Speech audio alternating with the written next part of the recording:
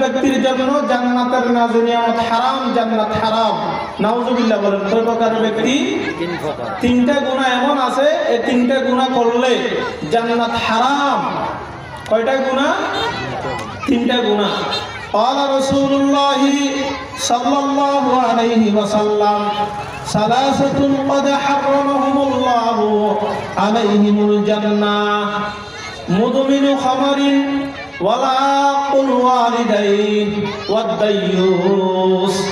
রাসূল করিম সাল্লাল্লাহু আলাইহি ওয়াসাল্লাম বলেন, তিনটা গুনাহ এমন আছে, তিনটা পাপ এমন আছে, এই তিনটা গুনাহ যারা করবে তাদের জন্য জান্নাত হারাম, জাহান্নাম ওয়াজিব। নাউজুবিল্লাহ বলেন।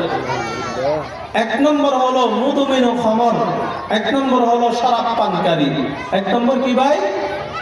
নেশাকারী। না সহজে বলি নেশাকারী, নেশাকুর। যারা নেশা করে তাদের জন্য কি হারাম? জোরে বলেন না, জান্নাত হারাম। যারা নেশা করে তাদের জন্য জান্নাত হারাম। এক নম্বর। এত নাযিল নিয়ামত আল্লাহ তাআলা জান্নাতে দান করবেন। দুনিয়ার মধ্যে নেশা করার কারণে, মাদক সেবন করার কারণে আল্লাহ তাআলা সে জান্নাত হারাম করে দিবেন। বলেন নাউজুবিল্লাহ।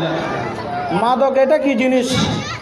মদ পানকারী, শরাব পানকারী, নেশা করনেওয়ালা, নেশা জাতীয় যত জিনিস আছে, যত দ্রব্য আছে, সবগুলা হারাম, সবগুলা হারাম।